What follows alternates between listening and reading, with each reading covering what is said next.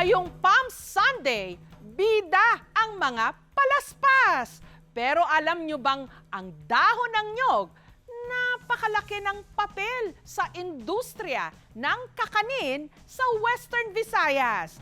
Haliho kayo, tikman ng maibigan. Tuwing Palm Sunday, ang mga palaspas iwinawagayway sa simbahan. Simbolo ng pagpasok ni Hesukristo sa Jerusalem. Pero alam nyo ba na ang dahong ginagamit sa paggawa ng palaspas ang siya ring dahon na ginagamit pambalot ng mga paborito nating kakanin? Sa kusina ni Nanay Susana, dito sa Miag-Aw sa Iloilo, agaw pansin ang mga lubid na ito. Hindi ito sampayan para sa mga pinapatuyong damit. Ang isasabit niya rito, mga hinangong kakanin. Gawa ito sa malagkit na bigas na hinaluan ng gata at iniluto sa nirolyo o hinabing dahon ng nyog. Maihahalin tulad ito sa suman, pero ang tawag dito ng mga Ilonggo, ibos. Si Nanay Susana, 15 taon ng manug-ibos o nagluluto ng ibos. Ang nanay ko nagbibinta dati ng ibos. Bata pa ako, tinuruan ako ng nanay ko magputos ng ibos kung paano.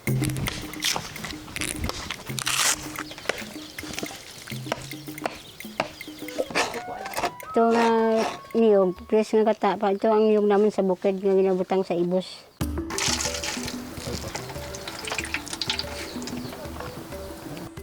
Ang nagsisilbing lagayan ng ibos, nirol yung murang dahon ng nyog na kung tawagin nila, bulos.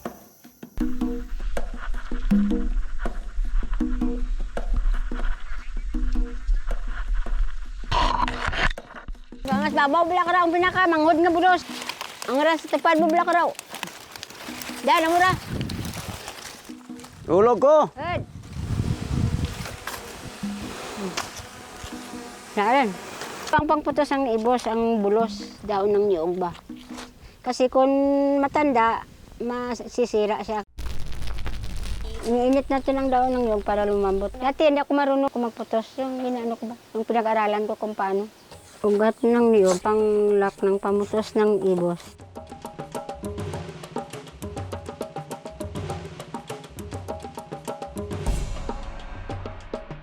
Nilagay na ganun lang, tapos kinapaikot-ikot.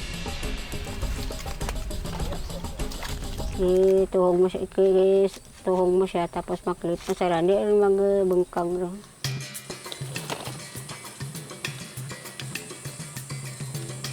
Pakuluan natin ng kalahating oras.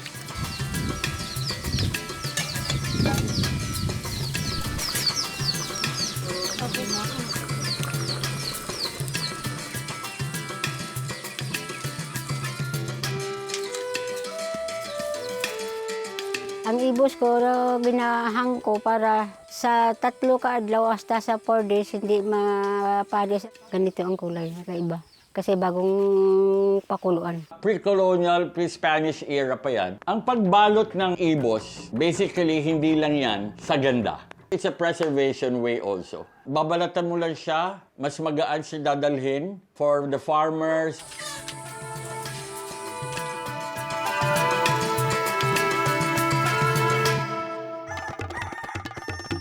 Ang mga gawang ibos, inilalako ni Nanay Susana sa bayan. Kinakailangan pa niyang dumaan sa matarik na bahagi ng bundok. Ibos ka mo dyan.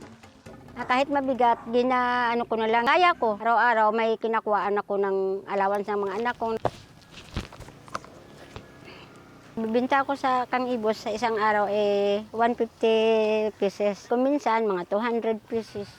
Ang ibos ni Nanay Susana na ibibenta niya 25 pesos kada 2 piraso. Ay, kamusta gali? Namit nga paghimo ni Susan ka ibos. Lagkot. Namit i-partner sa kape. Ang gata, balance lang sana sa sa templadang asin kag ang may gamay nga sugar.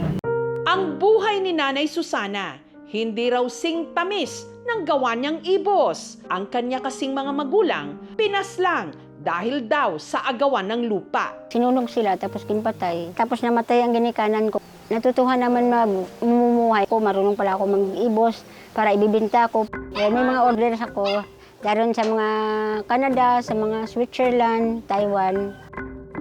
650. Okay na to ah. Itong binta ko, ibili ko muna ng kapital ko na naman ng suman para bukas. Sa liblib na barangay naman ng Igbarabatuan, sa bayan ng Aninii sa Antique, hindi lang malagkit ang gamit ni Rosalie sa paggawa ng kanyang ibos. Hinahaluan niya ito ng isang klase ng bigas na kulay itim. Ang tawag nila rito, tapel. Isa sa mga gumagawa ng ibos tapel, si Rosalie, at made to order lang daw ito. Sa ngayon, maghahanap tayo ng tapol na malagkit kasi medyo malayo sa bahay namin eh.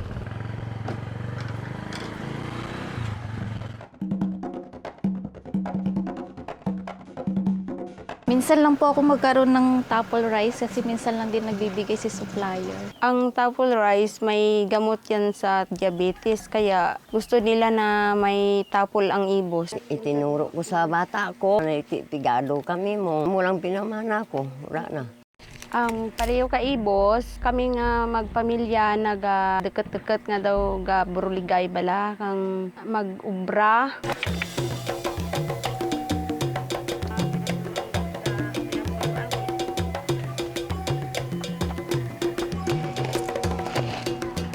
Iba naman daw ang paraan nila ng pagbabalot ng ibos dito sa Aninii. Ang haranig o yung tawag nila rito sa dahon ng nyog, kanilang itinitirintas. Tapos daw, buga lang randa mo ang panghimo amon labo gawa. Ang ibos na may tapol, 3.25. Kung plain, 3.20. Mas mahal ang ibos na may tapol kasi mahal kasi ang tapol na malagkit. Ang katubig para irahaon. Ready na. Ginagatong ko niyang paya kay kanugon man nga ihaboy. Mas masablab ang paya kasakahoy kung maralang ang paya. Ilaga natin ka 3 ka oras para maluto gid ang malagkit.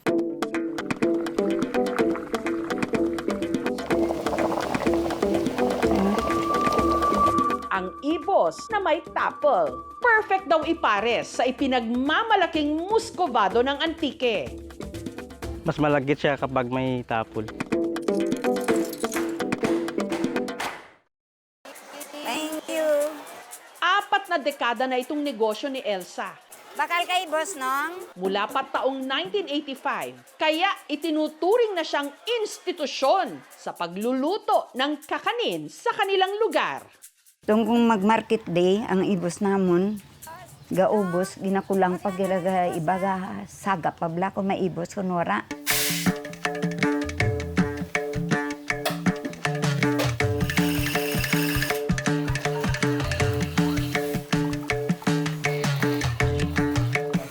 Mix ng lahat.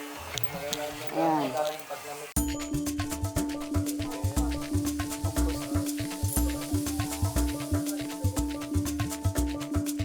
Ang kwaon mo nga ubos kaniyog yung yellow, hindi green.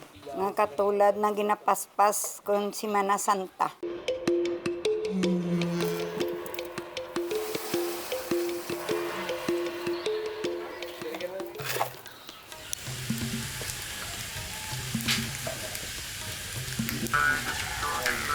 Ito ang mga ibos ng kinupuluan ko kahapon.